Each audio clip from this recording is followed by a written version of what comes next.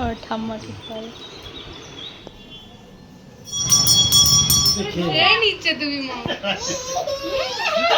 রাধে রাধে। কেমন আছেন আপনারা সবাই? আমার এই ছোট্ট পরিবারে আপনাদেরকে অনেক অনেক স্বাগত। এখন মেয়ে ঘুমাচ্ছে, মেয়ে ঘুমালেই আমার যেন সমস্ত কাজের কথা মনে পড়ে। আর আগে দিয়েই ভেবে রাখি যে ঠিক ঠিক কোন কাজটা করব মেয়ে ঘুমালে, তাই সেরকমই প্রতিদিন কাজ করে নিই। মেয়ে ঘুমানোর পরে চাল ভেজানো, সবজি কাটা, মেয়ের আলাদা করে রান্না করা, সেই সমস্তটাই রেডি করে নিচ্ছি। তো এবার করব আমাদের ভাতটা। আজকে ছিল রথের দিন আর একটু লেট হয়ে গেল ভ্লগটা ছাড়তে। কি করব, ছোট মেয়েকে সামলে না আর এডিট করতে আর সময় পাই না। আর খুব ইচ্ছা হয় যে আমার ব্লগ করতে, কারণ প্রতিদিনটা তো চলে যাবে নিশ্চয়ই, এই দিনগুলো আর থাকবে না।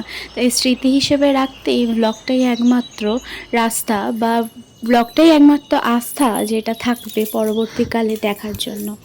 ছোট থেকে মেয়ে বড় হচ্ছে, যত সময় যাচ্ছে তত যেন ভাবছি যে মেয়েটা এত তাড়াতাড়ি বড় হয়ে যাচ্ছে, কিন্তু স্মৃতিগুলো কেমন করে ক্যাপচার করব। তাই ভাবলাম যে ব্লগ চালু করি, তাই জন্যই ব্লগটা চালু করা। এদিকে মেয়ে দেখতে দেখতে কবে যে একটা বছর পূরণ হয়ে গেল সেটাই আমি বুঝতে পারছি না। দিন দিনের মতো চলছিল, ঘন্টা ঘন্টার মতো বইছিল। আমার যেন সারা দিনটা মেয়েকে নিয়েই সময় কাটছিল। এখন মনে হয় যদি ব্লগটা মেয়ের 0 থেকে চালু করতাম তাহলে হয়তো ভালো লাগতো। প্রথম মেয়ের জন্মদিনের দিন না, ওর 0 মানে যখন হয়েছিল সেই তখন থেকে ভিডিওগুলো বা ছবিগুলো সেগুলো ঘেটে ঘেটে দেখছিলাম, কিন্তু সেগুলো ব্লগ কোথায়? সকাল থেকে রাত অবধি কী কী করতাম, কীভাবে মেয়েকে নিয়ে ব্যস্ত থাকতাম, সেইগুলো আজ কোথাও না কোথাও দেখতে ইচ্ছে করছে। তাই জন্যই ভিডিও চালু করা আর কি। তো সকলের ভালোবাসা এবং আশীর্বাদ থাকলে জানি একদিন ব্লগের মাধ্যমে নিজের সফলতা খুঁজে পাবই। তো চলো, প্রতিদিন আমার শ্বশুর আমার মেয়ের জন্য দুধ দিয়ে যায়, তো সেটাই একটুখানি মেয়ের জন্য গরম করে দেবো আর কি। 1 বছর যেহেতু হয়ে গিয়েছে, তার জন্য গরুর দুধ খাওয়াই।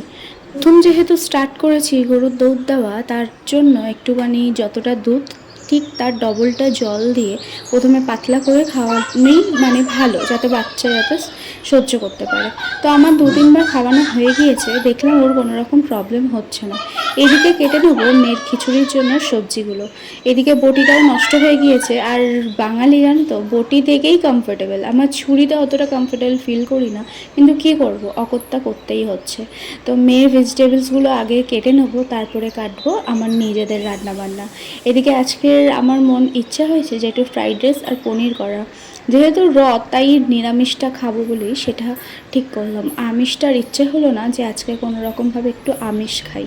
চলো আজকে সারাদিন কী করি সেটাই তোমাদের সাথে শেয়ার করি। আর হ্যাঁ, কোলে কিন্তু আমার মেয়ে আছে, তাই পাশ থেকে ছোটো বাচ্চার আওয়াজ পেলে প্লিজ কেউ এতে ডিস্টার্ব ফিল করো না। এদিকে সকালবেলা 7:30টার সময় উঠে ঘরের সমস্ত কাজকর্ম সেরে তারপরে মেয়েকে টিফিন করাই 9টার মধ্যে।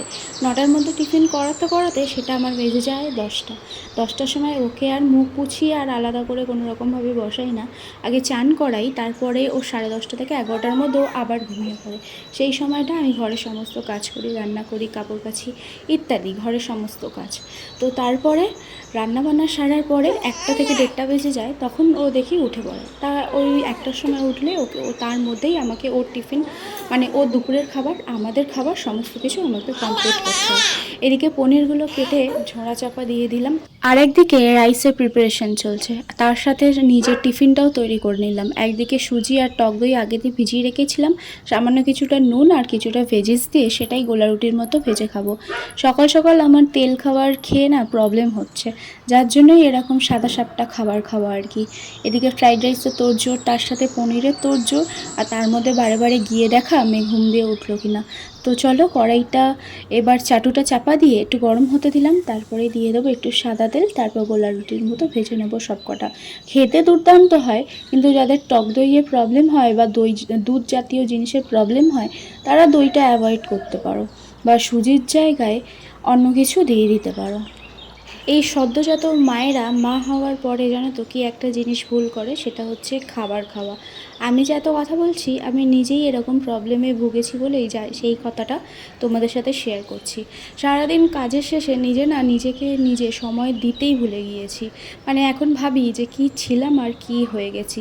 জিনিসটা অনেক সুখের, অনেক মধুময় একটা মা হওয়া, যে মানে একটা জিনিসটা পুরোটাই পরিবর্তন হবা, কিন্তু তারপরেও তোমাকে নিজেকে নিজের খেয়াল রাখতে হবে। আমি সারাদিন কাজের শেষে সকালবেলা থেকে কাজ করার পরেও টিফিন করতাম দুপুর 2টোর সময়, সেটাই হয়ে গিয়েছে এখন আমার প্রবলেম। পুরো প্রেশার লো হয়ে গিয়েছে, প্রেশার লো বলতে ভালোটাই লো, মানে 60 আর 70। এখন আমাকে ডাক্তার বলছে তুই যদি ঠিকঠাক সময় যদি না খাস, এরপরে যদি মাথা ফাতা ঘুরে তোর যদি পড়ে যায় তাহলে কিন্তু তোকে হসপিটালে ভর্তি হতে হবে। আর এখন আমার ভয় ঢুকে গিয়েছে, ওই যে বলে না যে একটা, আমার বাবা বলতো যখন খিদে পাবে তখনই খাবে, ওই রকমই এখন একটা অবস্থা হয়ে গিয়েছে। যাই হোক, এখন আমি 11টার মধ্যে টিফিন করে নেওয়ার চেষ্টা করি, যতটাই চাপ থাক না কেন। আর তোমরাও যারা নতুন মা হচ্ছ অবশ্যই নিজের খেয়াল রেখো, বাচ্চার তো খেয়াল তোমাকেই রাখতে হবে, মানে অন্য মা খেয়াল রাখবে আর অন্য কেউ খেয়াল রাখার মধ্যে আকাশ পাতাল তফাৎ, কিন্তু তারপরেও তুমি নিজের খেয়ালটা নিজে রেখো। তোমার খেয়াল কিন্তু কেউ রাখবে না, তুমি নিজের খেয়ালটা নিজেই রাখার চেষ্টা করো। যেমন ঠিকঠাক সময় চুল আঁচড়ানো, ঠিকঠাক সময় কিছু না হোক পেটে অন্তত 2টো বিস্কুট দেওয়া, জল খাওয়া, ইচ্ছা যদিও বা কিছু না থাকে হাতের সামনে কেক প্যাকেট এনে রেখে দেওয়া। জানি এগুলো অনেক সময় সম্ভব হয়ে ওঠে না, তবুও নিজের খেয়াল রাখার চেষ্টা করো। কারণ অনেক সময় এই খালি পেটে থাকতে থাকতেই পেটে স্টোন হয়ে যায়, আর সেই স্টোন আবার অপারেশন করতে তোমাকে 2-3 দিন বাচ্চাকে ছেড়ে থাকতে, ওটা অনেকটাই বড় কষ্টকর আর যন্ত্রণাদায়ক তো আছেই। তো চলো, তবু দেখি মেয়ে ঘুম দিয়ে উঠে গিয়েছে, মেয়েকেই কোলে নিয়ে তারপরে করলাম বাকি কাজটা। এরকম করতে করতে এখন আমার অভ্যেস হয়ে গিয়েছে। মেয়ে যখন 1.5 মাস তখন বাপের বাড়ি দিয়ে ঘরে এসেছি, তবে দিয়ে মানে মেয়েকে কোলে নিয়ে ভাবছিলাম যে আমি কিভাবে করব বাড়ি গেলে। আবার মনে বহুত সাহস ছিল যে আমি পারবো, আমি যখন মা হতে পেরেছি তখন বাকিটাও আমি সামলে নিতে পারবো। হ্যাঁ, ভগবান যেটা চেয়েছিল সেটাই হয়েছে। অসুবিধা হলেও কষ্ট হয়নি, কারণ মেয়ের সাথে থাকতে থাকতে থাকতে কষ্ট হলেও ওকে যখন বুকে জড়িয়ে ধরতাম তখন সব কষ্টটা অটোমেটিক্যালি ভুলে যেতাম। তো চলো, এইদিকে ফ্রাইড রাইসের সাথে সাথে পনিরটাও রেডি হয়ে গিয়েছে, আর ঘরেও রনি চলে এসছে। এবার দেখবে বাবা আর মেয়ে ঘরে এসে কি করছে, তবে দেখো তাহলে। আমি যখন রান্নাবান্না করে ঘরে ঢুকছি, বাবা আর মেয়ে দিব্যি বসে বসে দেখি কার্টুন দেখছে। আমারও বেশ মজা লাগে যখন রনি ঘরে আসে, তখন বাবা মেয়ের বন্ডিংটা দারুণ হয়, নিজের ছোটোবেলার কথাগুলো মনে পড়ে যায়। তো তারপরে এটা ছিল খাবার সময়।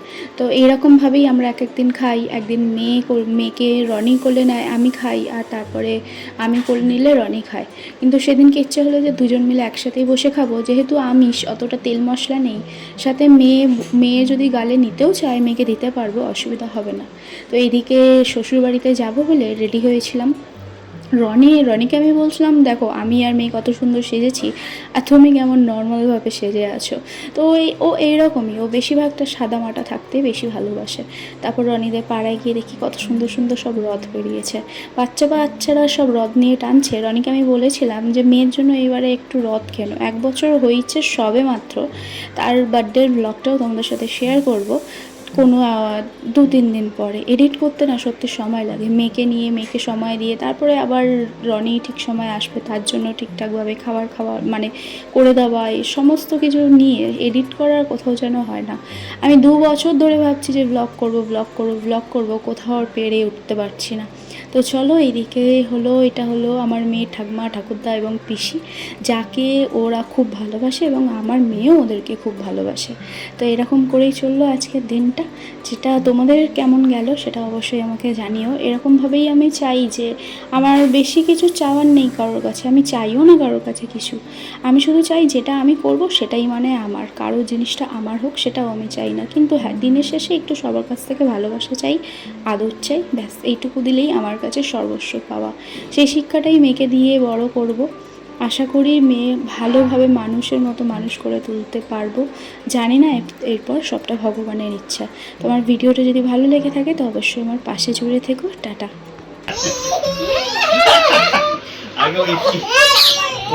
ভয় কেটে গেছিল, আগে এটা চিনে নিল আগে। দাদাকে দাও, ওরে ওরে ওরে, আর হাঁপু দিতে হবে, আরে তুই লাগিয়ে দিচ্ছিস, আরে হাঁপু দিতে হবে, দাদা হাঁপু দেবে, দাদা হাঁপু দেবে, বাবা রে, দাদা হাঁপু দেবে, দাদাকে হাঁপু দেবে। ওটা হচ্ছে খাওয়ার জিনিস, খাবো নাকি খেলবো? দাও মা, দাও